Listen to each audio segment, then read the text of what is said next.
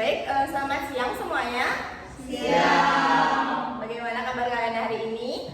Baik. Apakah sudah sarapan, makan siang? Sudah. Belum. Kenapa belum?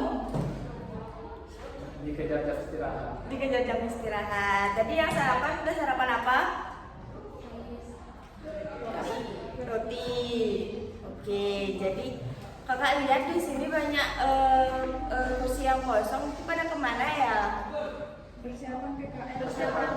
Persiapan PKL. Baik, jadi sebelumnya apakah sudah ada yang tahu dengan kakak? Nah, jadi kakak perkenalkan diri dulu ya. Jadi perkenalkan, nama kakak Nimade Puspita Maharani. Kakak mahasiswi dari Universitas Pendidikan Ganesha. Nah, jadi di sini kakak akan memberikan kalian materi tentang motivasi belajar. Nah, di sini kakak bagi jadi 4, yaitu nanti kalian bakal dapat bimbingan klasikal, bimbingan klasikal, bimbingan kelompok, konseling kelompok, dan konseling individu. Nah, jadi kakak nanti akan memilih kalian untuk di konseling kelompok dan konseling individunya. Nah, sebelum itu di sini kakak akan menyampaikan tujuan dari motivasi belajar itu untuk peserta didik dapat memahami definisi motivasi belajar dengan indikator-indikatornya, meliputi adanya keinginan berhasil dan adanya keinginan memiliki harapan. Nah, adapun tujuan dari bimbingan klasikal ini untuk layanan dan bimbingan konseling memberikan kepada peserta didik dalam kelompok besar seperti kalian yang ada di kelas ini, yang biasanya ada di kelas, dan tujuan utamanya untuk memberikan informasi, pengarahan, dan dukungan pada siswa secara sistematis agar mereka dapat mengembangkan potensi diri, memahami lingkungan, serta mengatasi berbagai tantangan akademik dan sosial. Nah, di sini kakak akan meminta waktu kalian sekitar 20 menit. Apakah tidak masalah? Tidak masalah. Nah, baik. Sebelumnya kakak ingin bertanya, apa dari kalian sudah tahu apa itu motivasi belajar? Jika belum, di sini kakak akan bacakan akan memberitahu kalian apa itu motivasi belajar. Nah, jadi kata motivasi berasal dari bahasa Latin yang berarti mover, yang berarti daya penggerak atau dorongan. Nah, motivasi merupakan keinginan untuk melakukan sesuatu. Nah, tanpa adanya motivasi tidak akan ada keinginan,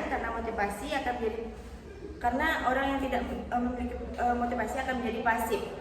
Nah, jadi sehingga setiap usaha apapun timbulnya motivasi sangat diperlukan. Agar dapat berkembang, seorang memerlukan adanya motivasi. Nah, dari motivasi dapat juga diartikan sebagai sesuatu yang ada dalam diri seseorang dan tidak tampak dari luar, serta hanya kelihatan melalui perilaku seorang yang dapat dilihat. Nah, peran motivasi ini sangat besar untuk mendukung prestasi kerja kalian ya. Adapun di sini menurut para ahli yang bernama T. Hani Handoko tahun 2009 yang mengartikan motivasi merupakan keadaan dalam pribadi seseorang yang mendorong keinginan individu untuk melakukan kegiatan-kegiatan tertentu untuk mencapai tujuannya. Nah, motivasi yang terdapat pada seseorang merupakan kekuatan pendorong yang akan mewujudkan suatu perilaku untuk mencapai tujuan kepuasan dirinya. Nah, adapun definisi dari motivasi ini yaitu yang pertama keinginan untuk melakukan sesuatu, yang kedua perilaku untuk mencapai tujuan dari kepuasan dirinya. Nah, di sini kakak jelaskan dulu indikatornya, yaitu yang pertama keinginan untuk melakukan sesuatu. Nah, dalam dunia pendidikan, keinginan untuk melakukan sesuatu menjadi dorongan bagi siswa untuk belajar dan berkembang. Keinginan ini bisa muncul dari rasa ingin tahu, minat terhadap suatu mata pelajaran, atau ambisi untuk mencapai cita-cita. Nah, ketika siswa memiliki motivasi yang kuat, mereka akan lebih aktif mencari informasi, mengajukan pertanyaan, serta berusaha untuk memahami materi dengan lebih mendalam. Nah, keinginan ini juga berperan dalam membentuk sikap disiplin dan tanggung jawab terhadap tugas-tugas akademik kalian. Lalu yang kedua itu ada perilaku untuk mencapai tujuan dan kepuasan diri. Nah, motivasi seseorang tidak hanya muncul sebagai keinginan, tetapi juga tercermin dalam perilaku mereka untuk mencapai tujuan dan memperoleh kepuasan. Nah, dalam pendidikan, hal ini terlihat dari bagaimana siswa berusaha keras untuk mendapatkan hasil yang terbaik, seperti mengerjakan tugas dengan sungguh-sungguh, belajar secara konsisten, atau mengikuti kegiatan akademik yang mendukung perkembangan mereka. Nah, ketika siswa berhasil mencapai tujuannya, misalnya seperti mendapatkan nilai yang tinggi atau memahami konsep yang mereka merasakan kepuasan diri yang dapat semakin memperkuat motivasi mereka untuk belajar lebih lanjut. Nah, di sini kakak akan menayangkan video positif dan juga negatif dari indikator yang sudah kakak sebutkan tadi.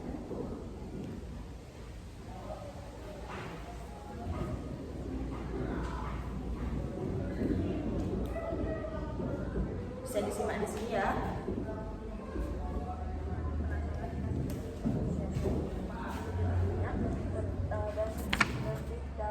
Tentang perjuangan para pahlawan. Ya, jadi kamu bisa membaca buku sejarah tambahan atau juga menonton dokumenter untuk memperdalam pemahaman. Baik, saya akan mencari referensi lebih banyak dan mungkin berdiskusi dengan teman-teman juga. Bagus sekali. Sikap seperti ini akan membantu kamu memahami sejarah dengan baik. Teruslah belajar dengan rajin ya. Kita akan belajar tentang pentingnya menjaga lingkungan. Apa kamu mau berbagi pendapat? Saya malas, topiknya kurang menarik buat saya. Lingkungan itu sangat penting loh, Dek. Kalau kamu menjaga, kamu bisa menjaga, kamu bisa mengetahui dampaknya dan kamu mungkin lebih tertarik lagi. Saya tidak peduli dan yang penting saya selalu berusaha aja. Apa yang membuatmu ingin bertemu dengan saya ingin meningkatkan nilai ujian saya di matematika, Ibu. Saya sudah mulai belajar lebih giat dan belajar soal setiap hari. Bagus sekali, usaha yang konsisten itu pasti akan membuahkan hasil yang baik ya. Apakah ada bagian yang masih sulit untuk kamu pahami? Saya sih masih kesulitan di bagian aljabar, Ibu. Saya ingin mencoba lebih banyak lagi dan diskusi dengan teman-teman. Itu juga ide yang bagus. Jika kamu terus berlatih dan tetap bersemangat, kamu pasti bisa mencapai hasil yang lebih memuaskan. Baik, terima kasih Bu. Saya semakin termotivasi mencapai nilai terbaik. Jadi, di Mei, bagaimana proses belajarmu untuk minggu depan? Saya belum belajar, Bu. Saya rasanya sangat malas karena ujung-ujungnya tetap susah, Bu. Kalau kamu mencoba latihan sedikit demi sedikit, pasti akan lebih mudah kok. Jangan menyerah sebelum mencoba dong. Cuma saja, Bu. Yang penting saya lulus, saya tidak peduli nilainya mau secara apapun. Belajar bukan hanya soal nilai, Debbie, tapi juga tentang pemahaman dan usaha kamu. Jadi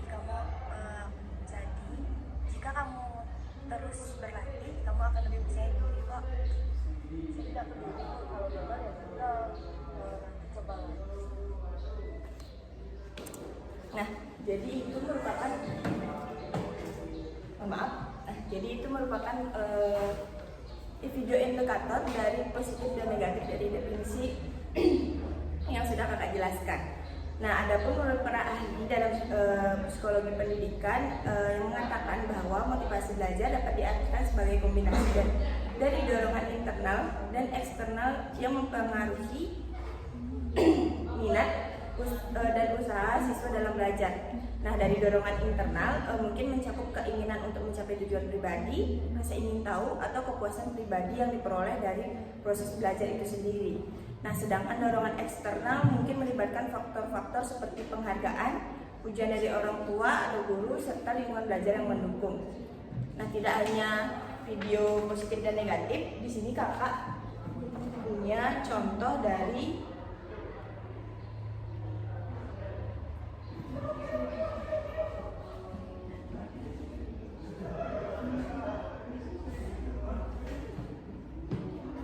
orang yang memiliki motivasi belajar yang tinggi dan juga rendah. Di sini sudah terdapat fotonya.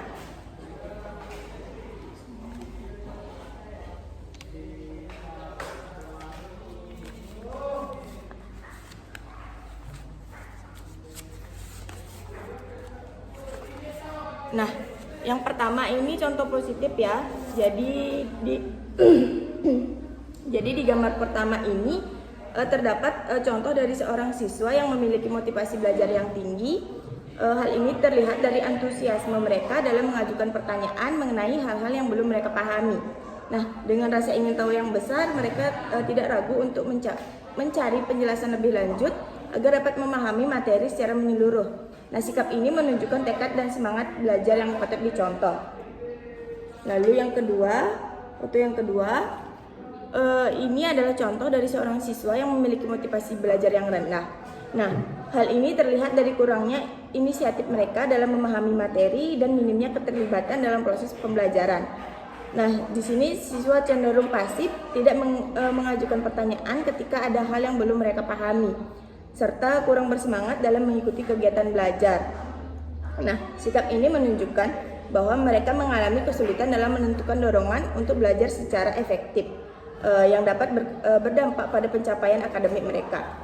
Nah, itu saja penjelasan dari kakak. Lalu sekarang kakak akan membagikan kalian LKPD dan juga kuesioner yang bisa kalian jawab dengan waktu kurang lebih 10 menit ya.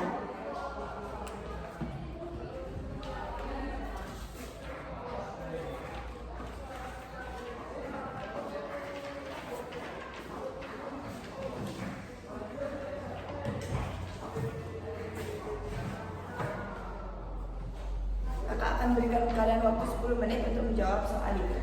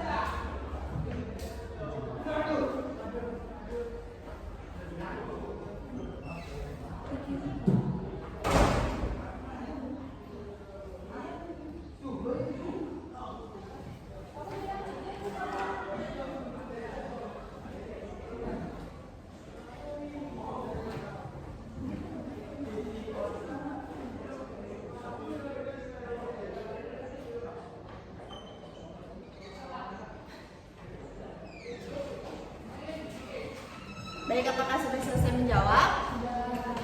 Baik, kakak kumpulkan ya.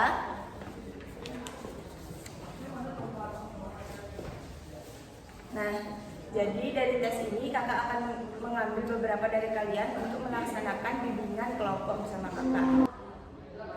Baik, terima kasih atas partisipasi kalian. Kakak tutup sesi bimbingan klasikal ini dengan doa. Berdoa menurut agama dan kepercayaan masing-masing. Berdoa dimulai. Berdoa selesai. Baik, terima kasih.